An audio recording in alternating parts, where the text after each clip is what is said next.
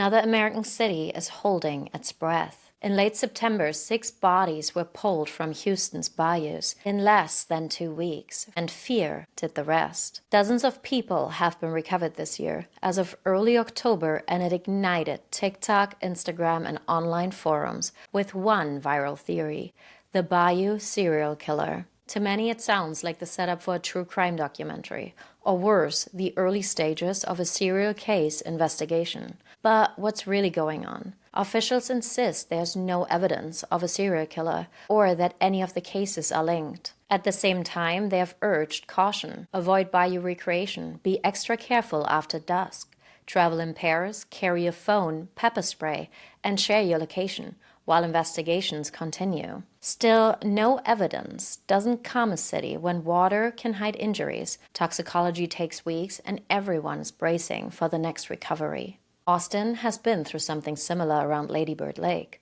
clusters of bodies, disputed circumstances, and theories that refuse to die.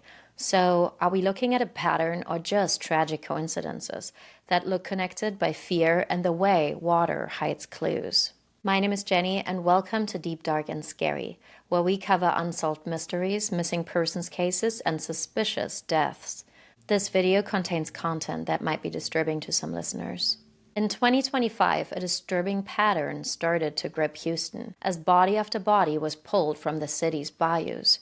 Houston is the 4th largest city in the U.S. by population, and one of the most sprawling, with housing developments stretching across more than 600 square miles, making it larger in land area than cities like New York, Los Angeles, or Chicago. Houston has over 2,500 miles of bayous, creeks, and tributaries, earning it the nickname the Bayou City. These waterways are an essential part of the city's flood control system and landscape. A bayou is a slow-moving stream or body of water, typically found in flat, low-lying areas, especially in the southern United States. But just last month, things escalated fast. 7 bodies were pulled from the bayous, the highest number in any single month so far. And between September 15th and 26th, 6 bodies alone were recovered from bayous within a little more than a week, and naturally prompting widespread public speculation, social media panic, and growing fears of something darker going on. Many of these cases are still under active investigation, with autopsy results pending and several victims not yet publicly identified. So I first came across the Bayou serial killer theory in an online forum when I was researching the Lady Bird Lake drownings, and somebody was sharing it there that the same thing was going on in Houston. And a few months later, here we are. I guess some residents and the internet is really freaked out. So this is obviously an ongoing and developing situation, but on September 15th, the body of Jade McKissic, a 20-year-old University of Houston student, was found in Brays Bayou near campus. She had gone missing 4 days earlier after leaving a midtown bar and was last seen walking toward the water. Surveillance footage and witness accounts observed her at a gas station, purchasing a drink, then walking toward Brays Bayou shortly before she vanished. Her body was discovered around 10 a.m., roughly 2.5 miles from where she was last seen. And according to the Harris County Institute of Forensic Sciences, preliminary findings showed there are no signs of trauma or evidence of foul play. But her official cause of death remains pending, awaiting final autopsy and toxicology results. And Jade's death, coming just as several other bodies were recovered from Houston waterways, quickly became the emotional center of the Bayou investigations. Many online users began linking her death to a broader pattern, sparking the now viral Bayou killer rumors. And this sounds unbelievable, but just hours later, a second body was pulled from Bayou near East Freeway. That second victim was later identified as the 55-year-old Rodney Ricardo Chapman. A day later then, on September 16th, a third body was recovered from White Oak Bayou. Police identified the man as 37-year-old Seth Joseph Hansen. And then 2 days later, on September 18th, another body was found in Buffalo Bayou near Jensen Drive. He was later identified as 51-year-old Arnolfo Alvarado. 2 days later, on September 20th, the fifth person, 54-year-old Michael Andrea Rice, was discovered in Buffalo Bayou again, this time near North York Street.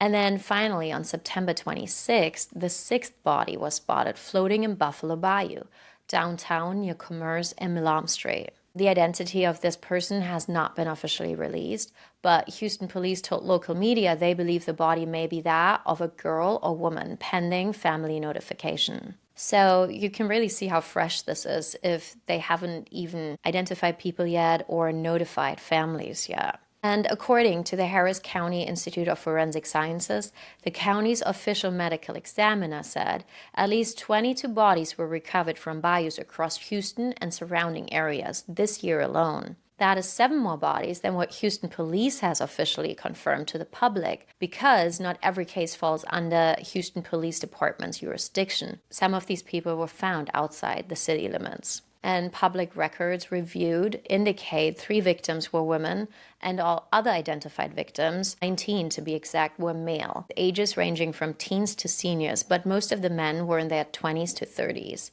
And in 2024, they had found 24 bodies in total in the waterways and bayous. But what's perhaps most alarming is that only 6 of those 2025 deaths have confirmed causes of death. 4 were ruled drownings, 1 was ruled and 1 was attributed to cardiac arrest. The other 16 cases remain pending or are officially undetermined. But not everyone buys the idea that these are just unfortunate accidents, because when dozens of people end up dead in Houston bayous in less than a year, and most of those deaths remain unresolved, people are going to ask some questions, and honestly, they should. But what officials are saying? No evidence of a serial killer. Headlines like this make it easy to see why the public thinks something darker might be happening. One body after another pulled from the water. With fear and speculation flooding social media, Houston's top city leaders held press conferences to set the record straight. Authorities presented a united front and pushed back on the online rumors. Mayor John Whitmer opened with a firm message. Good afternoon. First, I wish we were not having to have this press conference, but let me state, enough is enough of misinformation, wild speculation by either social media, elected officials, candidates, the media. We do not have any evidence that there is a serial killer loose in Houston, Texas. Let me say that again. There is no evidence that there is a serial killer loose on the streets of Houston. If there was, you would hear it from me first. This is being held to make certain that everyone knows we operate in my administration and HPD in total transparency. What we know and can release to you, you will know as soon as anyone. So far, police say they have found no confirmed links between the cases, no evidence of foul play that would tie them together. Mayor John Whitmer acknowledged the public's concern. 5 bodies pulled from local bayous in days is deeply unsettling, but he warned against giving into viral fear. 1 death is too many. But unfortunately, drownings in our bayous are not new. It's an alarming phenomenon, not a new one. What's frustrating is seeing people spread what I know to be false. Whitmire emphasized the scope of Houston's waterways. Over 2,500 miles of bayous and drainage channels snake through the city, meaning bodies being found in water, while tragic, are not automatically suspicious. Then, HPD Chief Jade Diaz took the mic, reiterating that there is no evidence connecting these deaths. Media partners for showing up and reporting the facts with us. Our dive team has recovered 5 bodies from bayous across the city of Houston between September 15th and 20th. There's no evidence, and I repeat, no evidence, to suggest that any of these incidents are connected. In all of the 5 incidents, the medical examiner's office will determine the cause of death. The investigation into these incidents is pending the determination of the ME's office. For us as an agency, rumors stir fear and anxiety in our communities. It's important to rely on verified information and investigations. So I'm going to bring up Captain Zia. Captain Salam Zia from HPD's Homicide Division reminded the public that the autopsy results and toxicology reports were still pending in every case. We follow the science and the evidence. That's what guides our work, not rumors. Then, on September 30th, 2025, following growing rumors, Councilmember Letitia Plummer and other city officials held a press conference to address the public's fears and clarify what is known so far. Plummer began by stressing that, based on current information from HPD, there is no serial killer or any organized criminal activity. She emphasized the need to avoid assumptions, stating that not all victims are unhoused, nor should the public jump to conclusions about suicides or accidents without verified facts. She made it clear that HPD and the Harris County Institute of Forensic Sciences are working urgently to identify victims and notify families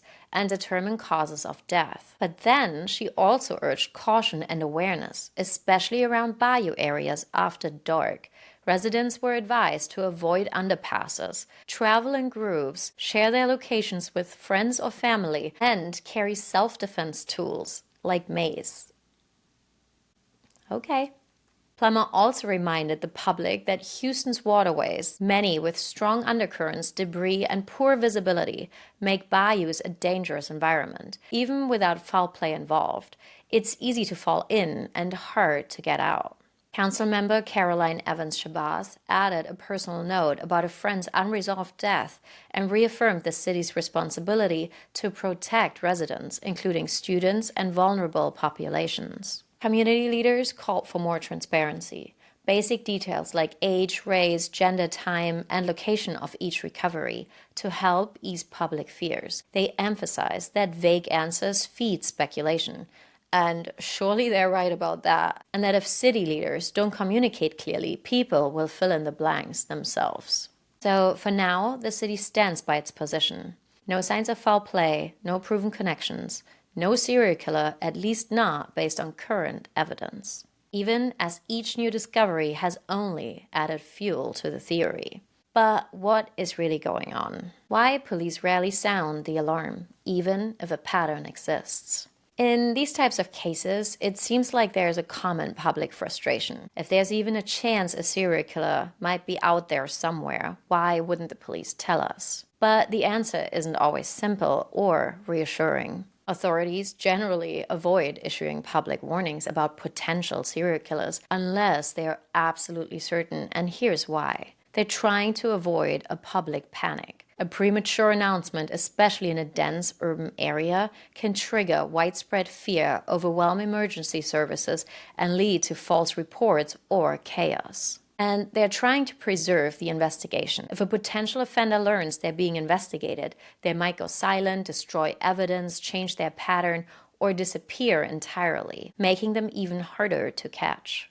And there's also legal risk. Publicly implying someone is dangerous or suggesting there's a killer on the loose without evidence can create legal or ethical issues, including defamation or due process violation. And then there's misinformation and media pressure, which kind of feeds into that too. In the social media age we're in, rumors spread fast, especially when the word serial is involved. Misinformation can drown out real leads or even endanger innocent people. So while silence from law enforcement might seem like denial, it's often a strategic choice, but one that doesn't always age well. And history has shown us that staying silent doesn't always prevent panic. And in some cases, it allowed serial offenders to keep killing. Here are two chilling examples where warnings came far too late. The case of Bruce McArthur. Bruce McArthur was a self-employed landscaper from Toronto who murdered at least 8 men connected to Toronto's gay village between 2010 and 2017. For years, families and community advocates flagged a cluster of disappearances with striking similarities, but police dismissed serial killer concerns and issued no public warning. McArthur was finally arrested in 2018. Only then did investigators link the victims and recover remains at properties where he worked. What could have been prevented if earlier warnings were taken seriously? The backlash was swift and justified. Public trust eroded, and the case prompted widespread reviews into how marginalized voices are handled during missing persons investigations. Then there's the case of Gary Ridgway, the GreenRiver killer. Over 2 decades, between 1980 and 2001, in the Seattle area, Gary Ridgway murdered at least 49 women and girls. Many were workers and runaways. Detectives suspected a serial offender early on and formed the GreenRiver Task Force. But with little physical evidence, they were cautious publicly and the case dragged on for years. Ridgway lived an outwardly ordinary life, married, had a steady job,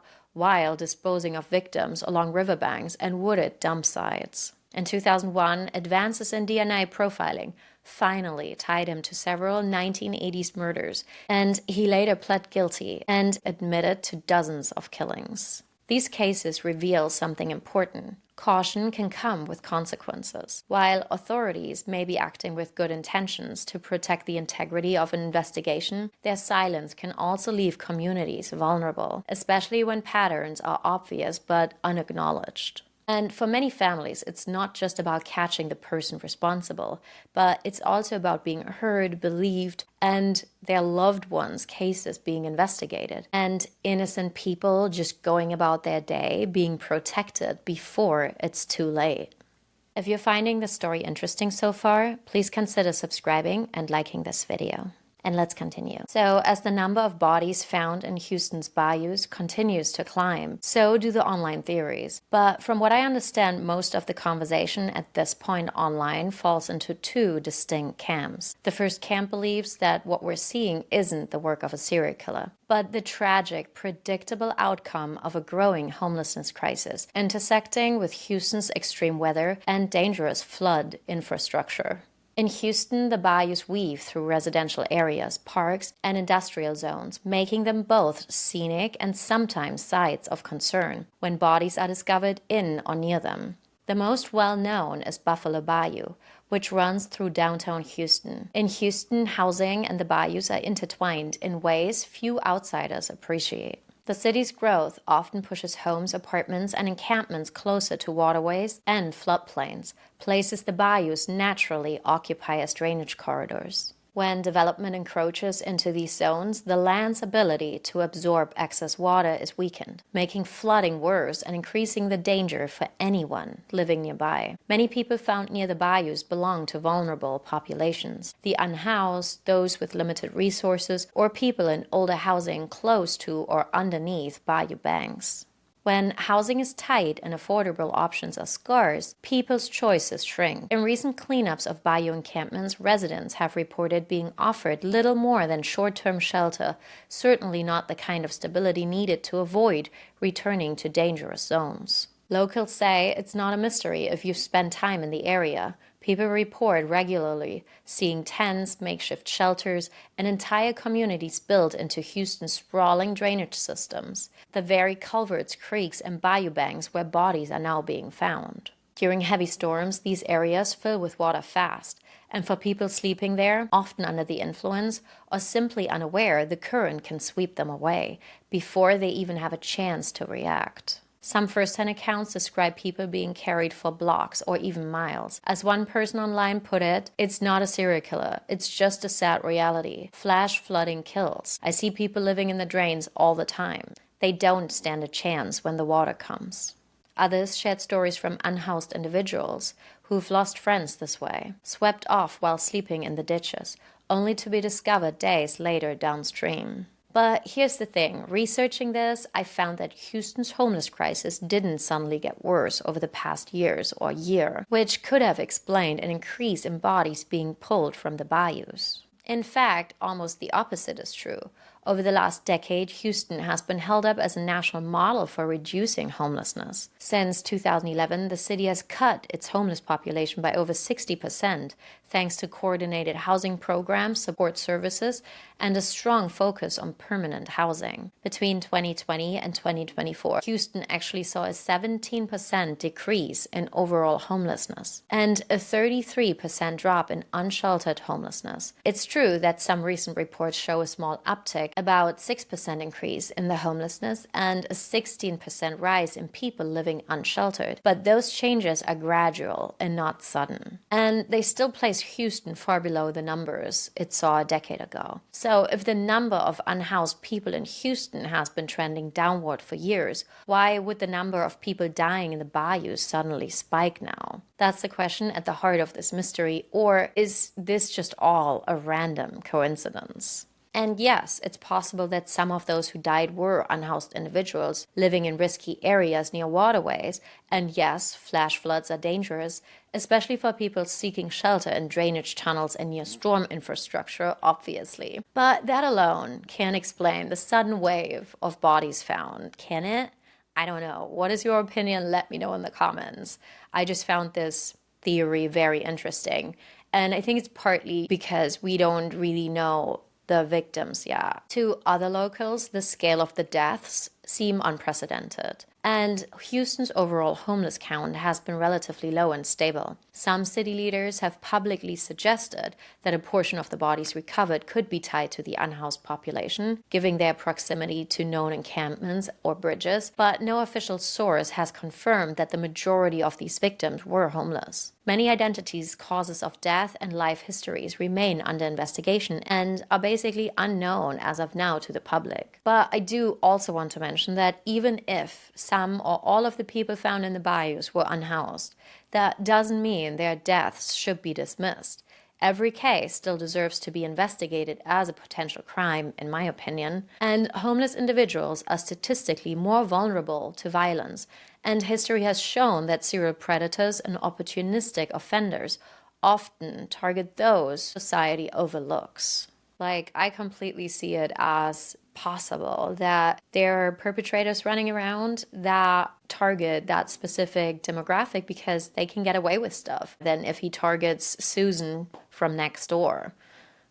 So, with the information available right now and the investigation basically being in its infancy, no one can really say for certain what's behind these deaths. But the second sentiment online couldn't be more different. It comes from lifelong residents of Houston who say something about this just feels off, and that they have lived in the city their entire lives and have never heard of this many bodies turning up this frequently in this many different bayous. And they are asking the same questions that's been asked in cities like Austin, Chicago, and even Manchester in the UK, where bodies are being pulled from waterways.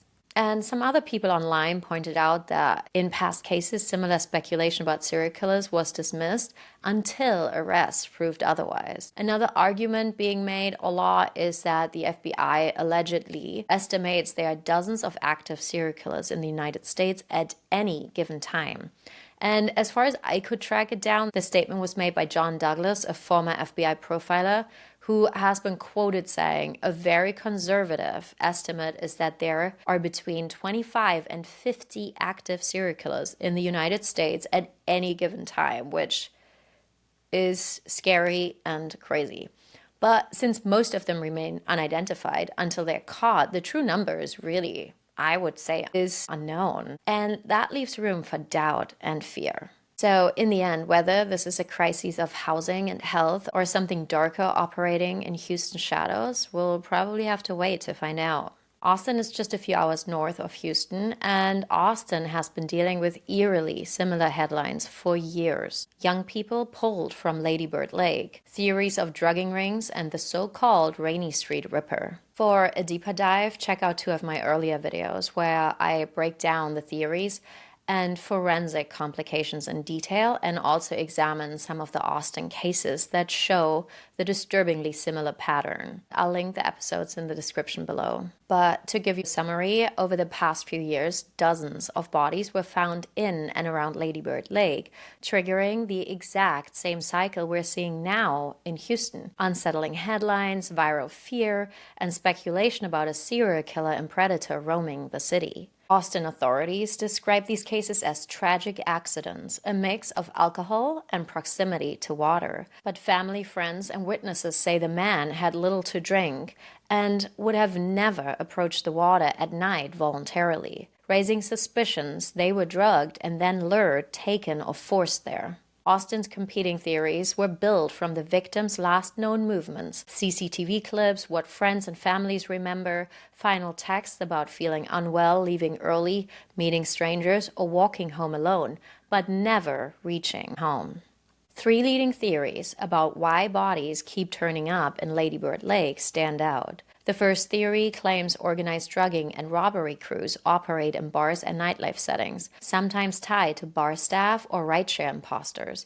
The idea is simple and ugly. Someone inside a bar spots a target, spikes a drink, and partners outside follow and rob the victim. And if something goes wrong, a death can be staged to look like an alcohol-related accident. Austin's gig-based bar scene with staff rotating between venues makes bad actors hard to track. Online, there are many first-hand accounts of sudden blackouts after 1 or 2 drinks, missing phones and wallets, drained bank accounts, peer-to-peer transfers, convenience store cash-outs, and rideshare imposters. Police often say evidence is thin. These drugs metabolize fast and memories are fragmented, but in recent years, other cities like New York have prosecuted similar rings, sometimes tied to overdose deaths. The second, the Rainy Street Ripper theory, claims these are not accidents or robberies, but a methodical predator or a small team of predators are operating inside the nightlife scene, blending in, earning trust, and disabling victims with sedatives like GHB or Rohypnol, and moving them without making a scene. The motive proposed here isn't money, it's something way scarier.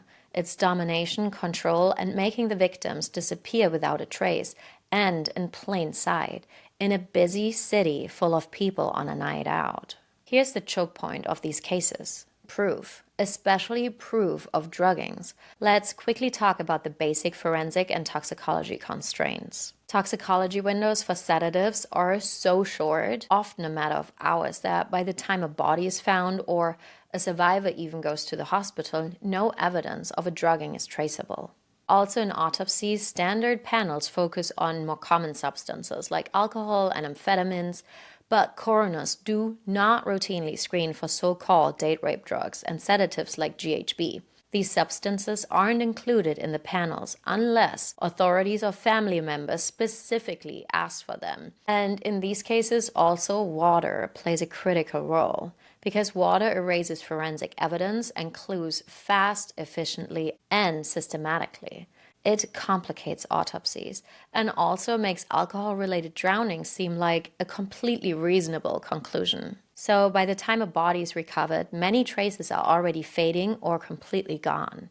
And at night, those dark, poorly lit waterways provide the perfect low-visibility spot for someone to dispose of a body unnoticed. Besides that, drowning is usually a diagnosis of exclusion, so medical examiners rule out obvious causes first. If a person is found in water, but there's no major trauma, no clear witness account, and toxicology doesn't point elsewhere, drowning is often just the default ruling, and the manner of death is more likely to be logged as accidental, unless there really is clear evidence of foul play. The real-world consequence? If a case is labeled accident early, the investigation usually completely stops. Files close, leads dry up. If someone is responsible, they don't have to outsmart the system. The system just never even looks for them. There's also another sensitive blind spot.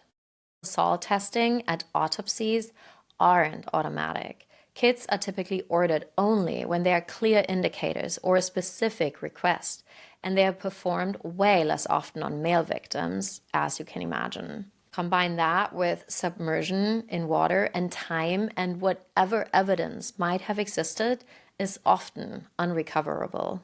Also, some people extend this second theory way beyond Austin, and they're proposing a traveling network of offenders, moving from city to city and using waterways to erase these forensic traces, and basically covering up that these people were killed.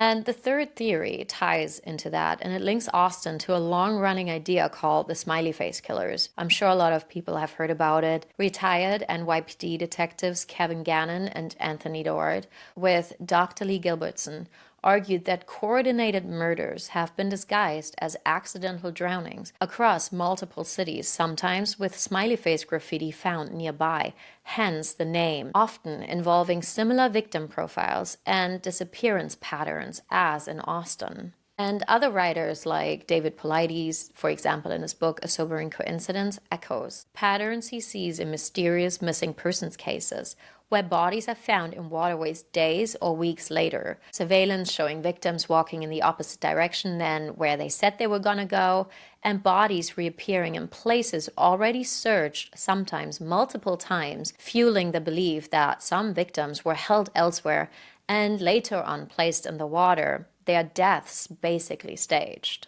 And there's a real disturbing precedent for staged deaths, as well as the police not warning the public and ignoring a bigger pattern. Stephen Porritt was a serial killer from the UK who drugged and murdered 4 young men with GHB and then left their bodies in public places to stage overdoses. But despite families raising concerns, police initially treated each death as non-suspicious. Authorities only started linking the cases and recognizing the pattern after public pressure and a 4th body was being found, leading to a public inquiry and admissions of major investigative failures. This case matters here because it shows how deaths can be misread when each incident is handled in isolation.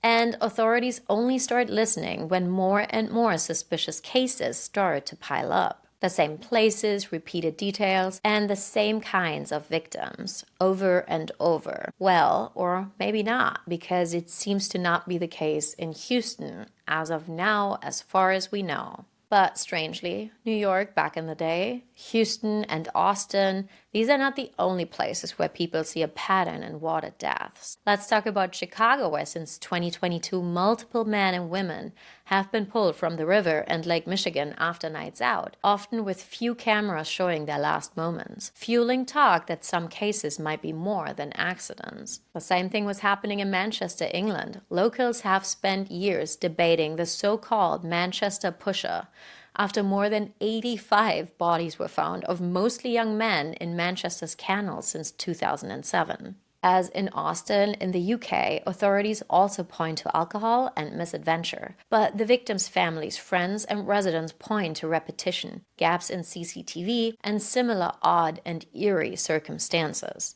Different cities, same questions. Are these just random separate tragedies?